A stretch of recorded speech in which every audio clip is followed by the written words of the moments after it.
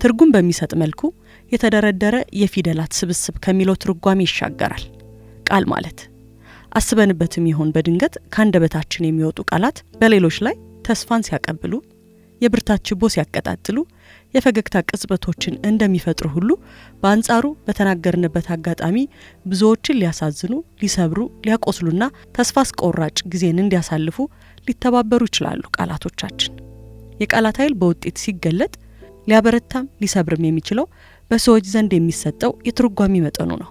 የሐሳባችንን፣ የስሜታችንን፣ የእውቀትና የእድሜ ልካችንን በብዙ የሚያጎላው የቃል ጉልበቱ የሚገስፈውም የሚኮስሰውም በተናጋሪውና በተቀባዩ የትርጉም አሰጣጥ ሂደት ውስጥ ነው።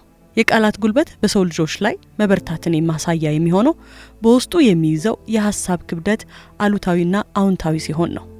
ከተናጋሪው ጋር ያለን ዝምድና፣ ቅርበትና መውደድ ደግሞ በሰርክ ህይወታችን ላይ ደጋግሞ ሲገለጥ እናስተውለዋለን። ቃልና ሰው ግን ምንና ምን ናቸው? ቃልን ስናስብ ከቃል በፊት አንድ ወደ ኋላ መለስ ማለት ያለብን ይመስለኛል። እሱም ሐሳብ ነው። የሰው ልጅ በቀን ውስጥ በሺዎች የሚቆጠሩ ሐሳቦችን ያስባል። የሐሳቦቻችን በአእምሯችን በልቦናችን የሚመላለሱት ሁሉ መቋጫቸው እንደው መገመጃቸው ወደ አንድ ቋትነት መምጫቸው ቃል ነው።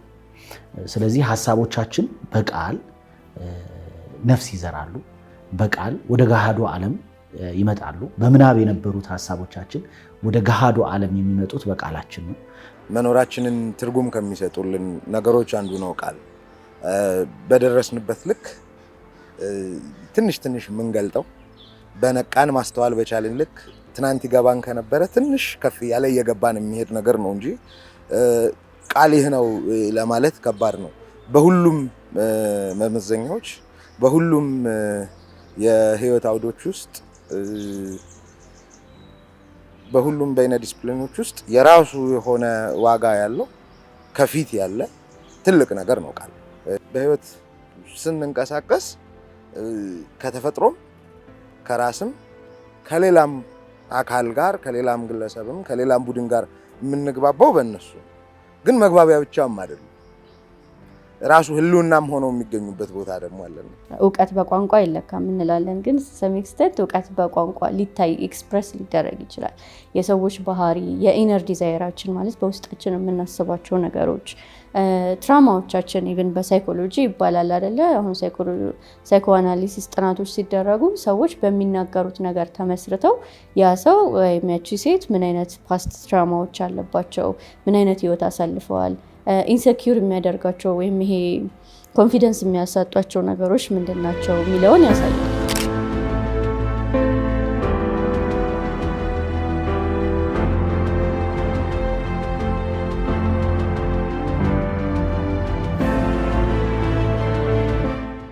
ይህች ዓለም ራሱ የተፈጠረችው በቃል ነው። በየትኞቹም የእምነት ተቋማቶች ውስጥ መለስ ብለን ብንፈትሽ የተቀመጡት የእምነት አደራዎች እንድንኖርባቸው መስለናቸው እንድንኖር የተቀመጡት የትኞቹም የሃይማኖት አስተምህሮቶች በቃል ነው የተቀመጡት፣ በቃል ነው ወደኛ የሚተላለፉት። እችም ዓለም የጸናችውም በቃል ነው። ከሁሉ በፊት ቃል ነበር ይላል አይደለም የክርስትናው ማስተምህሮት። በቁም የሚተነፍስ የሚናገርን ሰው ትንሽ ትንሽ መግደል ሁሉ ይችላል። እዚህ ድረስ ናቸው። ዓለማችን ውስጥ የሆኑትን ክፉ ነገሮች በሙሉ ብታያቸው፣ በእርግጥም መልካሞቹም ሁሉ ከዚህ ከሃይማኖታዊ መነሾም ተነስተሽ ይሁን ዛሬ ላይ በሁሉም አውዶች ተነስተሽ ብታይ የቃላት ዋጋ ለመልካሙ ጥያቄ ውስጥ የሚገባል። ግን በአሉታዊው መንገድ ያላቸውን ነገር ግን ዘንግተነዋል፣ አናስተውለውምና ሰውን ከህይወቱ ምሳሌያዊ በመሆነ መንገድ የሆነ ክፍሉን ከህይወት ማላቀቅ ባለበት በጣም ከባድ ነው የቃላት ዋጋ። በዚህኛው መልኩ ሰውና ቃላት መገንቢያውም መፍረሻውም ናቸው።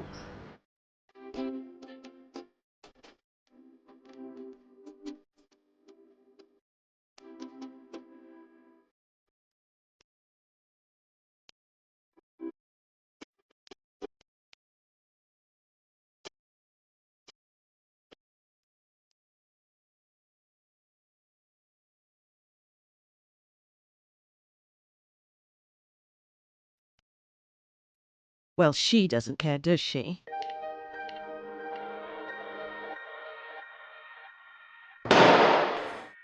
ከዛ ደግሞ እንደ ማህበረሰብ የምንግባባባቸው መንገዶች ማህበረሰብን የሚገልጹ ሊሆኑ ይችላሉ።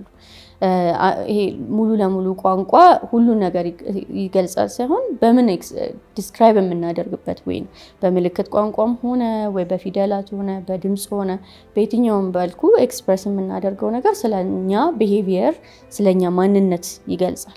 ቃል የሚለውን ነገር ስናስበው በመንፈሳዊውም በዓለማዊውም ነገር ስናመጣው በተግባር ወይም ደግሞ እንደው ይሄ ስጋ ለብሶ የወጣ ሐሳብን ከማየታችን በፊት መጀመሪያ የሐሳቡን ወደ ተግባር ለማምጣት የሐሳቡን ስጋ ለማልበስ በቃል መጀመሪያ መወለድ አለበት።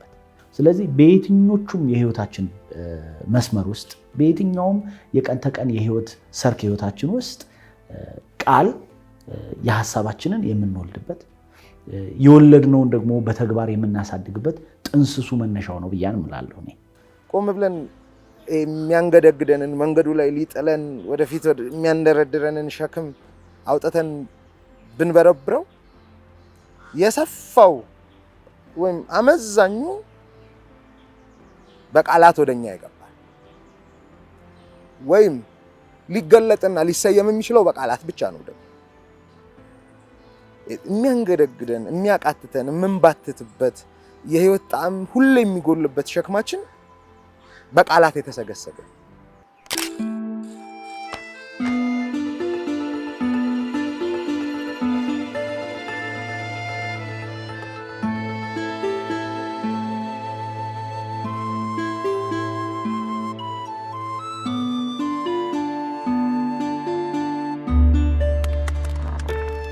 ያበው ሲተርቱ ያሉት ከሚጠፋ የወለዱት ይጥፋ ይባላል አይደለም። ለቃል ምን ያህል የሚሰጠው ፓወር ነው የሚያሳየን። ይሄን ብዙዎቻችን ኢቭን ራሱ ቅድም አንስተሽዋል፣ ጋብቻ እንኳን ሲመሰረት የሚታሰረው በቃል ኪዳን ነው። ቃል ያለበት ኪዳን ነው የሚያስረው ጋብቻን።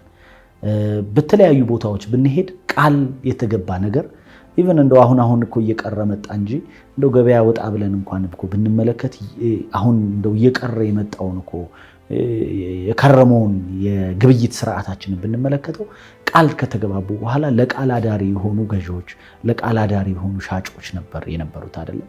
እኔ ካንቺ ጋር የምግባባው በቋንቋ ነው። ስለዚህ አንቺ የምታያቸው ቃላት እኔ ጋር ቦታ አላቸው፣ ዌይት አላቸው ማለት ነው። ስለዚህ አንቺ መጥፎ ነገር በተናገርሽ ቁጥር እኔ ጋር የሚያመጣው ኔጌቲቭ ኢምፓክት አለ አይደለም። በዛ ፕላንቶች ይሄ ምንድነው እንስሳት እጽዋት እንኳን በሰዎች ቋንቋ ሼፕ ይደረጋሉ ይባላል እና ኢቭን ኤክስፐሪመንቶች ነበሩ። አሁን አንድን ፕላንት አምጥተሽ በየጊዜው አንተ መጥፎን አንተ አታድግም ብትዩና ሌላ ተክል አምጥተሽ አንተ ቆንጆ ነው ቶሎ ታድጋለህ ብትዩ ሪስፖንድ ያደርጋሉ ይባላል። ሶ እዛ ድረስ መድረስ የሚችል ነው ይሄ የፓወር ኦፍ ኮሚኒኬሽን ወይም የፓወር ኦፍ ላንጉዌጅ።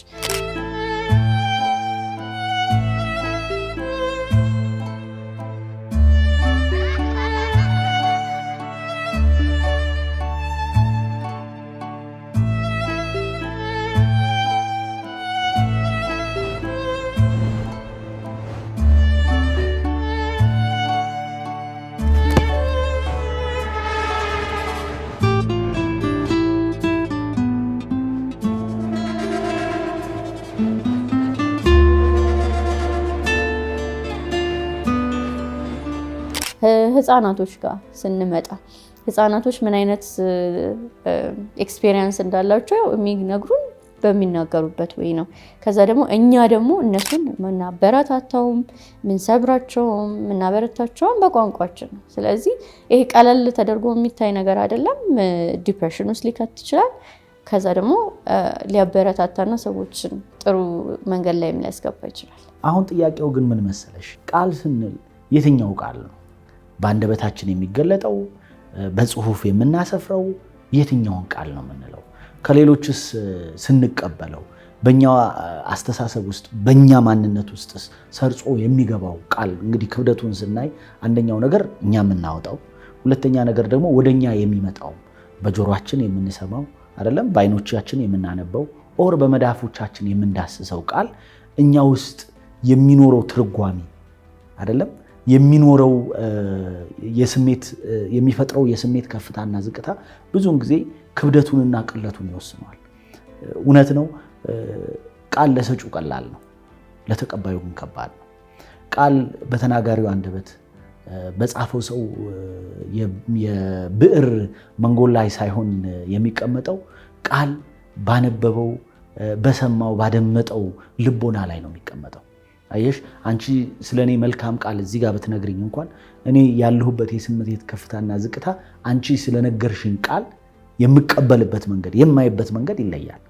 የሆነ ጊዜ ከዳዴ ፈቀቅ ያልሽበት ጊዜ ላይ የሰማሽው ቃል የሆነ ጊዜ እድሉ ተገኝቶ ቆም ብሎ የሸከፍሽው መበርበሪያ አይ ይሄ እኮ የኔ አይደለም ሳያስፈልገኝ የመጣ ነው ብሎ አውጥቶ ለመጣያ እድል ካልተሰጠው ሰርክ ይኖራል። የስነልቦና ባለሙያዎቹ ስለዚህ ብዙ ይሉን የለ ቀላል የሚመስሉ ማናስተውላቸውን ነገሮች ተሸክመን ስለመሄዳችን ብዙ ይነግሩን የለ እንኳን ቃላትን ያህል ድምጽ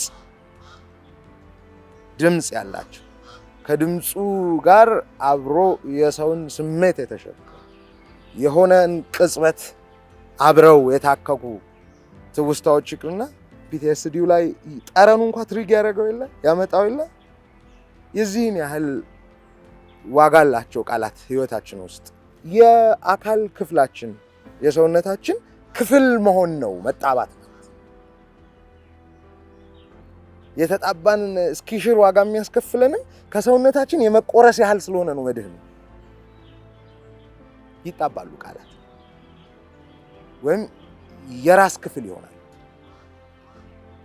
ነኝ ማለትሽ ውስጥ አንዱ ገጽሽ ይሆናል። የዚህን ያህል ዋጋቸው ይሰማል።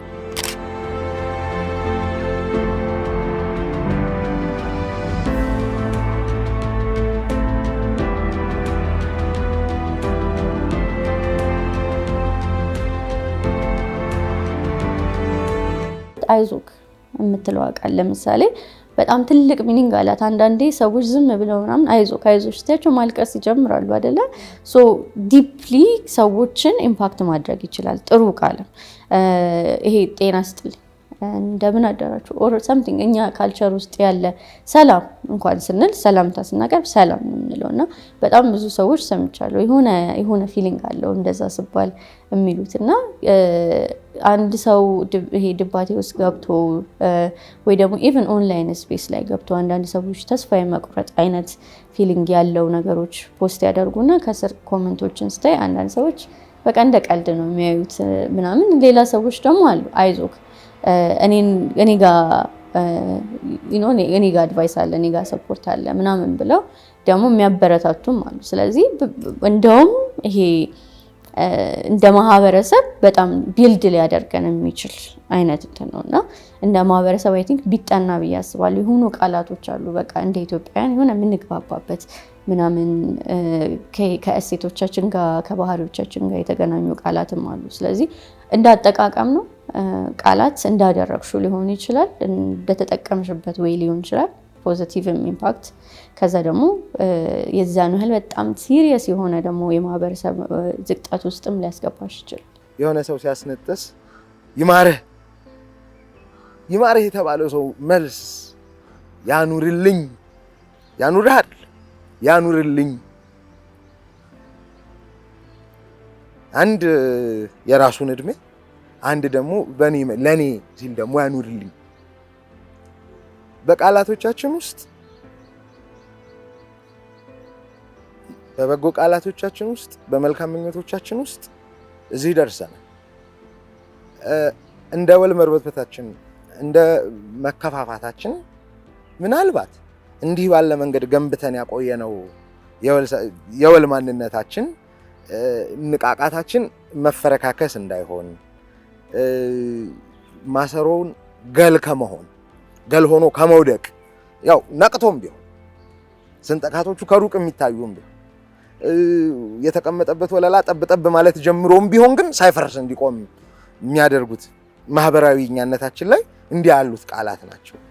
አቁመውናል፣ አበርትተውናል። ደግሞም ነቅተን አሉታችንን አብረን መቅረፍ እስክንጀምር ድረስም እዛ ድረስም ያደርሱናል። የዚህን ያህል አምናቸዋለሁ።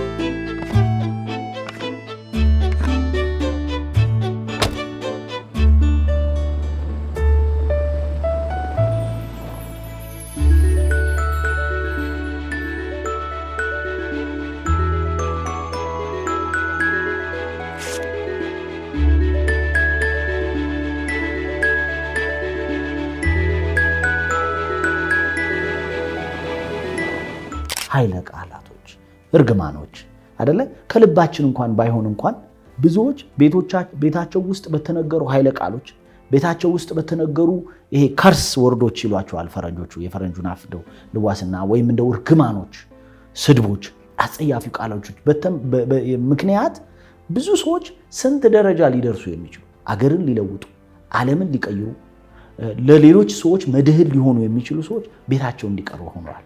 ተስፋ እንዲቆርጡ ሆነዋል። ሌላ ነገር እንዳያዩ ቀና ብለው እንዳያዩ እንዳቀረቀሩ እንዲቀሩ እንዳጎነበሱ መሬት እንዳዩ እንዲሆኑ ሆነዋል። ይሄ ሁሉ የሆነው ግን ተኮርኩመው ተቀጥተው ተገርፈው አይደለም፣ ኃይለ ቃል ስለተነገራቸው ነው።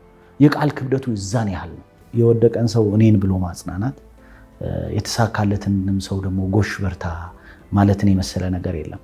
እንደው ከዚሁ ጋር እናያይዘውና አይደለም በሰው ልጅ ላይ የሚሰብሩትን የሚጠልፉትን ዝቅ የሚያደርጉትን የሚያስጎነብሱትን የሚያስቀረቅሩንን እንድናቀረቅረ የሚያደርጉንን ቀና ብለን ተስፋችንን እንዳናየው ቀና ብለን ራእያችንን እንዳናየው ቀና ብለን ከፍታችንን እንዳናየው የሚያደርጉን እንደው በቃ ግርግራችንን እያየን እንድንሄድ የሚያደርጉን ቃላቶች እንዳሉ ሁሉ በእኛ ባህል ደግሞ በጣም ብዙ ቃላቶች አሉ የሚያበረቱን የሚያጀግኑን ወደፊት እንድንጓዝ በፈተናው ውስጥ ጸንተን እንድንሻገር የሚያደርጉን ማዕበሉ ወጀቡ ቢመጣ እንኳን በቃ በጽናት እንድንሻገረው የሚያደርጉን ደግሞ ቃላቶች አሉ። ሰርክ ወደ አዲስ መንገድ የሚመሩት የሚያበረቱት መቆሙን የሚያጸኑለት ሆኖ ያገለግላሉ። ቃላት መውደዱን የሚያጋባበት መውደዱን ይታመን ዘንድ ጉልበት የሚሆኑት ሆኖ ያገለግላሉ። በበጎ ጎን ብዙ አላቸው። በቃላት ከሚፈርሱት አንዳንዴም ደግሞ ከሚያፈርሱት መሆን አለው እና ይሄ ደግሞ እርከን የለውም። የሚገርምሽ ከትንሽ እስከ ትልቅ ድረስ በቃላቶቻችን ብዙ አጉድለን ትልልቅ የዓለም አሉታዊ ችግሮች መነሻዎቻቸው ቃላቶች ናቸው። የተወረወሩ የተነገሩ ቃላቶች ናቸው። ከአነሳ ከወረወረ በፊት አለ በግብር ስንከሽፍም ቀድመን በሐሳብ ከሽፍም ሐሳባችን ደግሞ የሚዋቀረው በቃላት እዚህ አወዳደቃችን ውስጥ ሁሉ በቃላት ጉዳይ መሳታችን